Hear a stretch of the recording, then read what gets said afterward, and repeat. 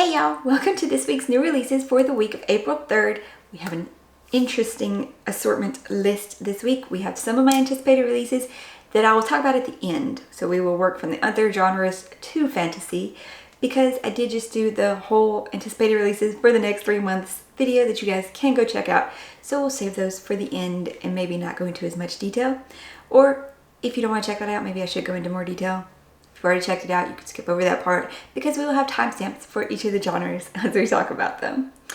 And I actually managed to include a nonfiction this week. Haha, it did happen.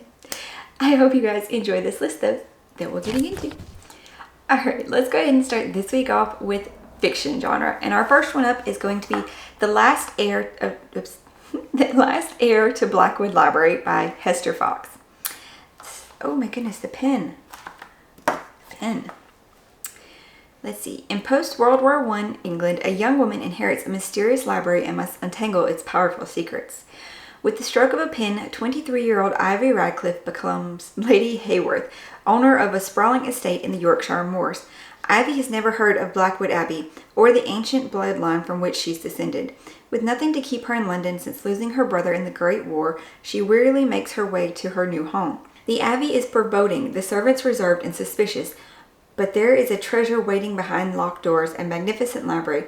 Despite cryptic warnings from the staff, Ivy feels irresistibly drawn to the dusty shelves, where familiar works mingle with strange esoteric texts, and she senses something else in the library too, a presence that seems to have a will of its own. Rumors swirl in the village about the Abbey's previous owners, and about ghosts and curses and an enigmatic manuscript at the center of it all. And as events grow more sinister, it will be up to Ivy to uncover the library's mysteries in order to reclaim her own story before it vanishes forever. Then our next fiction is called Homecoming by Kate Morton. Where does this start?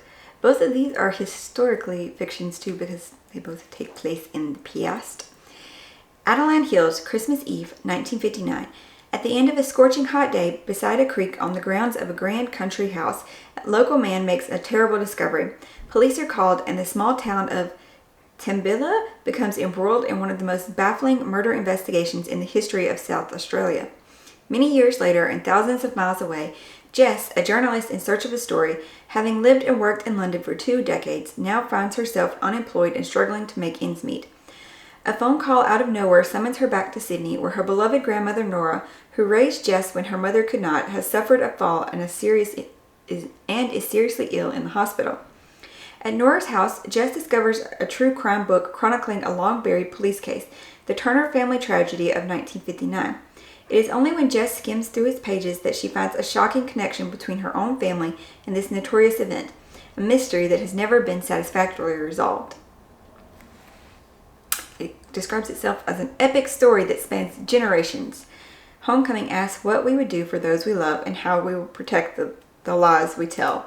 Next, we will move into our suspense mystery thrillers. And the first one is Suspence. The Soulmate by Sally Hemsworth. This one I think has already been out in Australia since fall, but now it seems it's the first time it's going to be published and distributed in the US. So that's why I included it, even though it might be an asterisk by its name. There's a cottage on a cliff, Gabe and Pippa's dream home in a sleepy coastal town, but their perfect house hides something sinister.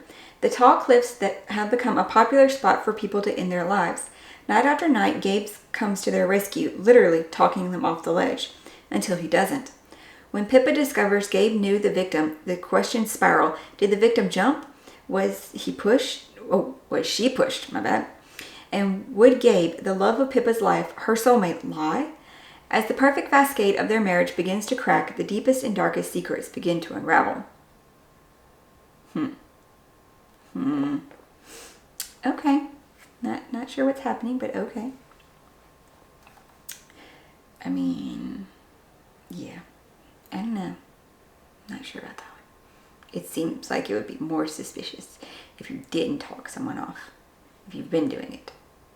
Next is our thriller mystery, and it's called A Cruel Light by Cindy McMillan.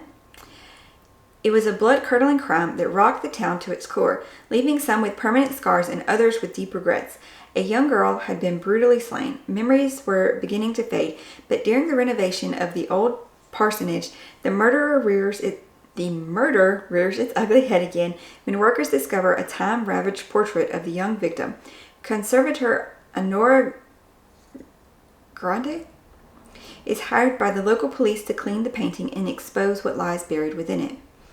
Inspector Scott McCowan is convinced the mural is a cryptic confession that will solve the cold case, but it's looking more and more like someone will do whatever it takes to keep the past in the past. Together, Mac and Honora struggle to put the pieces of the puzzle together in order to provide closure to surviving family members. That one sounds cool.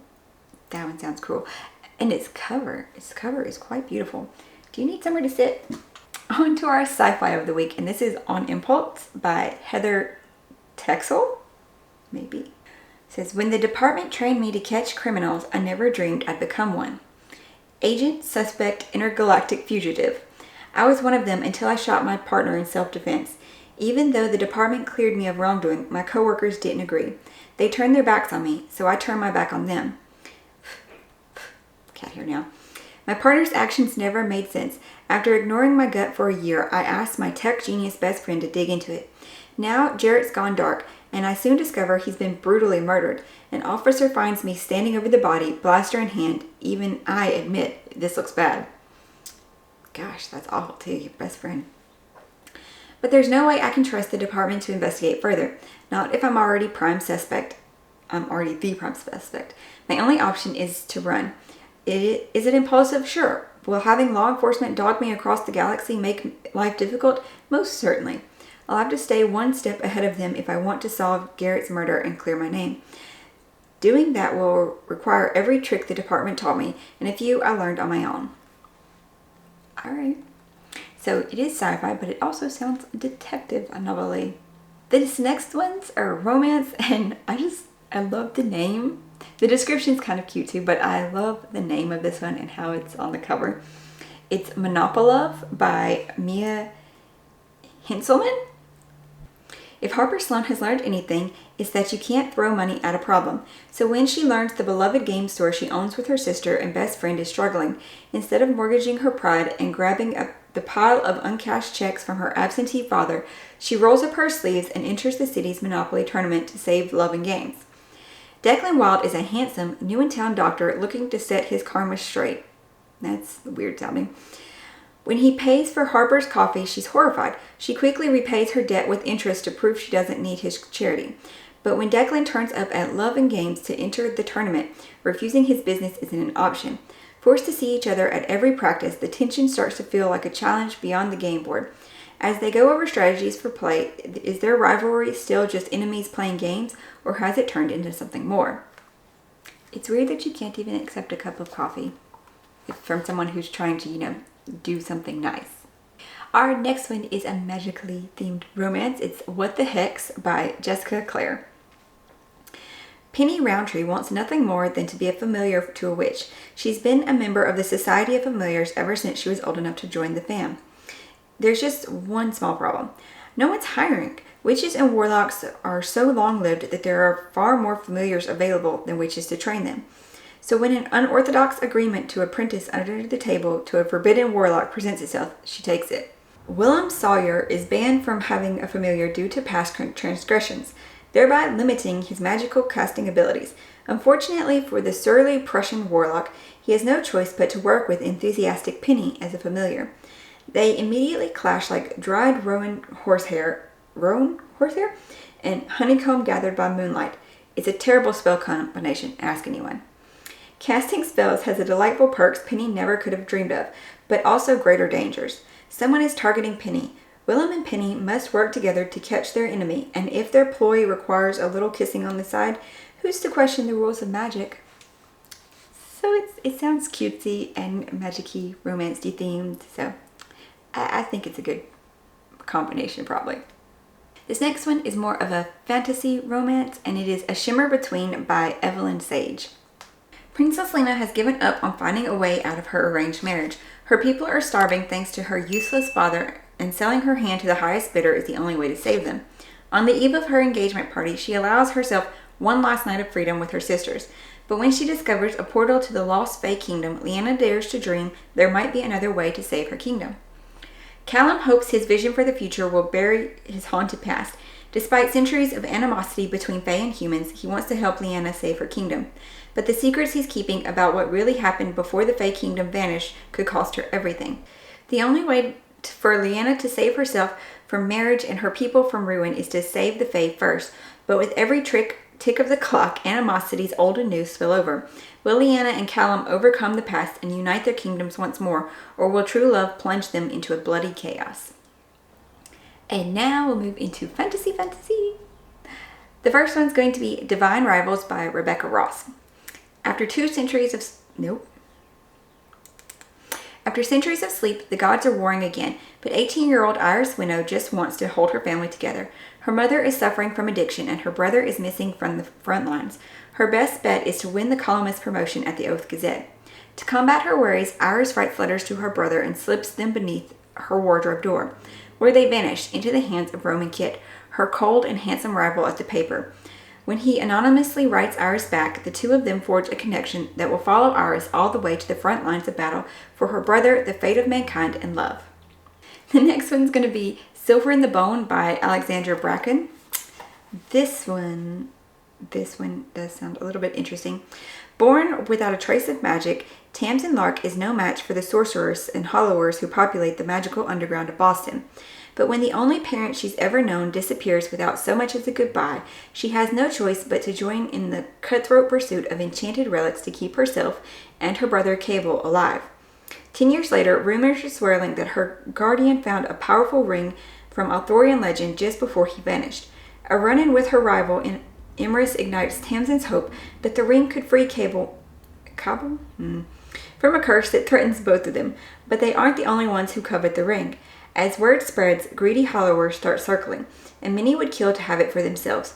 While Emrys is the last person Tamsin would choose to partner with, she needs all the help she can get to edge out her competitors in the race for the ring.